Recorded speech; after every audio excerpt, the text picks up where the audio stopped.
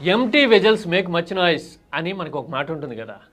తెలుగులో చెప్పాలంటే ఇంకాస్త నాటుగా ఉంటుంది. అన్నీ ఉన్న ఆకు అణిగి మణిగే ఉంటుంది, ఏమీ లేని ఆకు ఎగిరెగిరి పడుతుంది అంటూ ఉంటారు కదా మనోళ్ళు. ఈ మాటని పాలిటిక్స్కి అప్లై చేసి చూస్తే ఏ పార్టీ అప్రోచ్ ఎలా ఉంటుంది? టీడీపీ వర్సెస్ వైసీపీ రాజకీయంలో ఎవరి డామినేషన్ కనపడతా ఉంది? ఈ ఫ్యాక్టర్ని కొన్ని ఇండికేటర్స్తో డిస్కస్ చేద్దాం మనం. అంతేకాదు, మంది మార్బలం లేకపోయినా మీడియా సపోర్ట్ అంతంత మాత్రంగానే ఉన్న, సంఖ్యాబలం కూడా వెరీ నెగ్లిజిబుల్ 11 మాత్రమే ఉన్నా కానీ ప్రతి కీలక విషయంలోనూ ప్రభుత్వం వ్యూహాత్మకంగా చేస్తున్న ఎదురుదాడి విషయంలోనూ జగన్ పైచేయి ఎలా సాధించగలుగుతున్నారో డీకోడ్ చేసే ఇష్యూ ఇది. ఇది అర్థమైతే ఎవరి బలాబలాలేంటో ఎవరి సత్తా ఏంటో మన కళ్ళ ముందు కనబడిపోతుంది.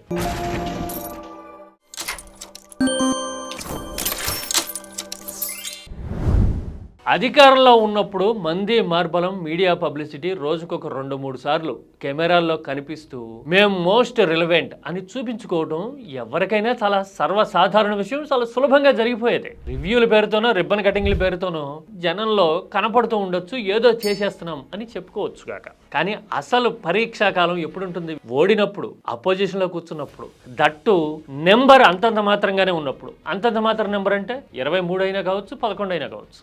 ఇలాగా రాజకీయంగా అడుగంటిపోయిన కాలంలో ఎవరి అప్రోచ్ కాన్ఫిడెంట్గా ఉంది అనేది ఒకసారి కంపారిటివ్ స్టడీతో చెక్ చేద్దామా? చాలా మందికి మీడియా వాళ్ళకి తెలుసు కానీ బయట వాళ్ళకి తెలుసో లేదో, టీడీపీ అపోజిషన్లో ఉంటే గనక పార్టీ జాతీయ అధ్యక్షుడు ప్రతిరోజు 12 to 1:30 at least 5 days a week media ముందుకు రావడం, ప్రెస్ మీట్లు పెట్టడం కనపడుతూ ఉంటుంది కదా.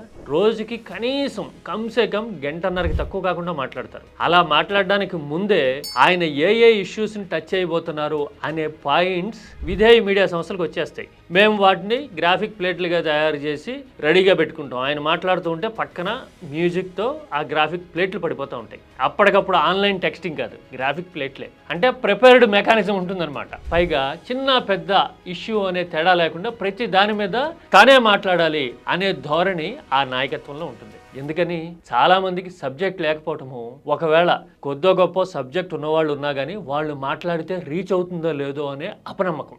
ఇది నిజం. నింపాదిగా ఆలోచిస్తే ఒక్క సెకండ్ పాటు అర్థమైపోతుంది. అందుకోసం వాళ్ళ మీద నమ్మకం లేకపోవటము, మనమే రోజు కనపడుతూ ఉంటే కనుక రిలవెంట్గా ఉంటాము, మర్చిపోకుండా ఉంటారు అనే అభద్రత రెండూ కలిసి ఈ రకమైన పబ్లిసిటీని తీసుకొస్తాయి. మీరు చూడండి, చెక్ చేయండి కావాలంటే. ప్రతిరోజు జూమ్ కాల్స్లోనో మరో రకంగానో ఎంత టఫ్ సిచ్యువేషన్ ఉన్నా కానీ ఏదో రకంగా మీడియా అడ్రస్లు అనేవి మాత్రం కంటిన్యూ అయిపోతూ ఉంటాయి. వేరాజ్ ప్రస్తుతం అపోజిషన్లో ఉన్న జగన్ మోడల్ వైసీపీ పందా పూర్తిగా డిఫరెంట్ కదా. జగన్ 3 వారాలకో 4 వారాలకో ఒకసారి ప్రెస్ మీట్ పెడుతూ ఉన్నారు. ఆ కాలంలో చేసిన ఆరోపణలన్నిటి మీద, వేస్తున్న అభాండాలన్నిటి మీద ఆధారాలతో సహా సమాధానం చెప్తాడు ఆయన. పైగా బల్లింగ్ కానీ లేకపోతే ఏకపక్షంగా ఎత్తి కుదేసినట్టు మాట్లాడడం కానీ చాలా సందర్భాల్లో అట్లీస్ట్ 100% ఉండదు. ప్రతిదానికి ఏవో ఎకనామిక్స్ క్లాసులో కూర్చున్నట్టు, డేటాని స్టడీ చేస్తున్నట్టు రకరకాల డబ్బాలు గ్రాఫిక్స్ అన్ని ఇన్ఫోగ్రాఫిక్స్ పైచాట్లు కనపడుతూ ఉంటాయి. అంటే ఇలాగా 3 వారాలకో 4 రోజులకో ఒకసారి జరుగుతూ ఉంటుంది ఆన్ అన్ యావరేజ్. ఏదన్నా ఇష్యూ ఉన్నప్పుడో, పార్టీ కార్యకలాపాలు ఉన్నప్పుడో, లేదంటే కార్యకర్తలతో కలవాలనుకున్నప్పుడు నేరుగా జనంలోకి వెళ్తూ ఉంటుంది. అంతేగాని తాపత్రయపడి రోజు ఏదో రకంగా కనపడిపోవాలి, నేనే మాట్లాడేయాలి ప్రతి విషయం మీద అనే అభద్రత అక్కడ ఉండదు. ఎందుకు ఉండదు? 2 రకాలు. ఒకటి, గుండె ధైర్యం. నా ఇష్యూ వచ్చినప్పుడు నేను వాస్తవాలు జనానికి చెప్పగలుగుతా, నింపాదిగా నిలబడగలుగుతా అనే కాన్ఫిడెన్స్ ఒకటైతే, రెండోది పార్టీ లీడర్ల మీద ఉన్న నమ్మకము, అందుబాటులో ఉన్న రిసోర్స్. ఇదేంటి? టీడీపీకి లేని రిసోర్స్ వైసీపీకి ఉన్న రిసోర్స్ ఏంటి? మీరు చూడండి, ప్రతి విషయం మీద చాలా కాన్ఫిడెంట్గా విత్ డేటా మాట్లాడగలిగిన అప్రోచ్ ఉన్న లీడర్లు వైసీపీలో ఉంటారు. ఇప్పుడు బడ్జెట్ సమావేశాలు జరుగుతూ ఉన్నాయి, బడ్జెట్ ప్రవేశపెట్టాము. నాకు తెలిసినంత వరకు బడ్జెట్ మీద చాలా తక్కువ టైంలో క్షుణ్ణంగా ఎవ్రీ డీటెయిల్ని అడ్రస్ చేసిన స్పీచ్ ఏదైనా ఉంది, జనం దృష్టికోణం నుంచి వివరించిన లీడర్ ఎవరైనా ఉన్నారు అంటే అది ఖచ్చితంగా ఇప్పటి వరకు బొగ్గన రాజేంద్రనాథ్ రెడ్డి. గట్టిగా ఆయన మాట్లాడింది 40 నిమిషాలు ఏమో అంతే. కానీ బడ్జెట్ కేటాయింపుల దగ్గర నుంచి, కార్పొరేషన్లు చేస్తున్న అప్పుల దగ్గర నుంచి, ప్రొజెక్షన్స్కి వాస్తవానికి మధ్య ఉన్న గ్యాప్ దగ్గర నుంచి, వైసీపీ హయాంలో 2019-24 మధ్య ఏం జరిగింది అనే విషయాల దగ్గర నుంచి అన్నిటినీ ఆయన చాలా సరళంగా, సహజంగా, అన్నిటికీ మించి వినమ్రత, మర్యాద కలిపి మరి వివరించేశాడు. మొత్తం లెక్కేస్తే 2 ఏళ్లకు లెక్కేస్తే 3,12,000 కోట్లు చేసినారు మీరు. ఇంత సాధికారికంగా బడ్జెట్ మీద రంకెలు లేకుండా మాట్లాడిన దాఖలా 1924 మధ్య అప్పటి విపక్షం వైపు నుంచి ఉందేమో చూపించండి. చెప్పా కదా, empty vessels make much noise అని. ఆర్థిక విషయమే కాదు, ఆధ్యాత్మికమైన అంతే. మనం ఆధ్యాత్మికమైన ఎజెండాని జనం మీదకి వదలాలనుకుని విఫలమయ్యాము. సనాతన వేషాలు కడితే తిప్పికొట్టే పరిస్థితి వచ్చింది కదా. మరి ఇంత చేసి పట్టుమని ఒక్క 5 నిమిషాలు వైదిక ధర్మం గురించి కానీ, ఆధ్యాత్మికత గురించి కానీ, హిందూ సమాజపు అసలు ఎసెన్స్ గురించి కానీ మాట్లాడమనండి చూద్దాం. ఉదాహరణలు చెప్పమనండి చూద్దాం. గ్రంథస్థమైన వాస్తవాల్ని కోట్ చేస్తూ ప్రజలకి వివరించమనండి చూద్దాం.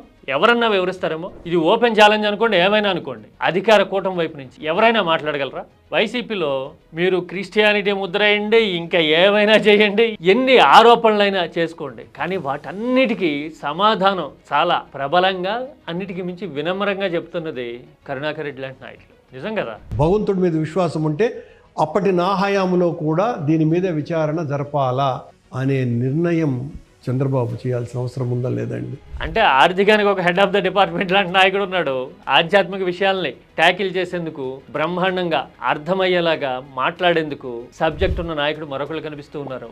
ఇక సామాజిక విషయాలైనా, రాజకీయ అంశాలైనా కానీ చాలా సాధికారికంగా, ఎంత కాంప్లెక్సిటీ ఉన్న ప్రచారాన్నైనా వదలండి వాళ్ళ మీదకి, చాలా కాన్ఫిడెంట్ గా నిలబడి ఉదాహరణలతో సహా అందరికీ అర్థమయ్యే సహజమైన భాషలో చెప్పే పేరు నాని లాంటి వాళ్ళు వైసీపీలో కనబడతారు. నేను చంద్రబాబుతోనే అదే దూకుడుగా మాట్లాడతాను, లోకేష్ అయినా అదే దూకుడుగా మాట్లాడతాను. మీరు అంత కాన్ఫిడెంట్ గా రాజకీయ సామాజిక పరమైన అంశాల మీద అంత క్యాచీగా చెప్పే నాయకులు ఇటు పక్కన ఎవరున్నారు చూపించండి. 1-2 పేర్లు చెప్పండి. పోనీ కనపడతారా ఎవరన్నా? కంపీట్ చేయడం కాదు, కనీసం కొంతవరకు అటెంప్ట్ చేయగలుగుతారు అని చెప్పే వాళ్ళని ఉదాహరించండి చూద్దాం. కూటమి వైపు నుంచి, టీడీపీ వైపు నుంచి లేరు కదా. వ్యవసాయానికి సంబంధించిన ఇష్యూస్ వచ్చినప్పుడు కన్నబాబు లాంటి వాళ్ళు ఇంకొకళ్ళు మంత్రిగా పనిచేసిన అనుభవంతోనూ సబ్జెక్ట్ ని స్టడీ చేసే జర్నలిస్టిక్ ఎబిలిటీ ఉంది కాబట్టి కన్నబాబు లాంటి వాళ్ళు మాట్లాడుతుంటారు. మండల్లో ఇష్యూస్ ని రైజ్ చేయడం కానీ, రాజకీయంగా హ్యాండిల్ చేయడంలో కానీ బొత్స సత్యబాబు లాంటి నాయకులు ఎంత ఇంపాక్ట్ క్రియేట్ చేస్తారు అనేది మనం చూసాం కదా. ఈ 2 సంవత్సరాల కాలంలో గ్రామీణ ప్రాంతాల్లో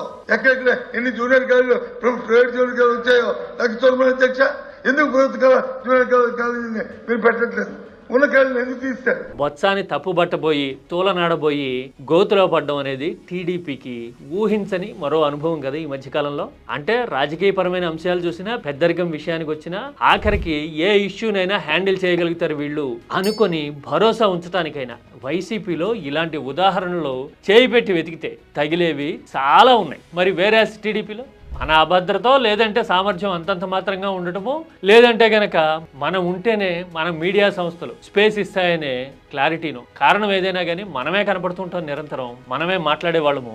మన ప్రచారం మోడల్ అలా ఉంటుంది. వేరే సబ్జెక్ట్ విషయంలో కానీ, కాన్ఫిడెన్స్ విషయంలో కానీ, అప్రోచ్ విషయంలో కానీ, ఈ వెర్సటాలిటీ అంటారే, అలాంటి మోడల్ ఉన్నది, కాన్ఫిడెన్స్ ఉన్నది వైసీపీనే అని మనకి న్యూట్రల్ గా 2 పార్టీలని కంపేర్ చేసి చూస్తే అర్థమవుతుంది. అంతే కదా. సబ్జెక్ట్ ఉన్న పార్టీకే కాన్ఫిడెన్స్ ఉంటుంది.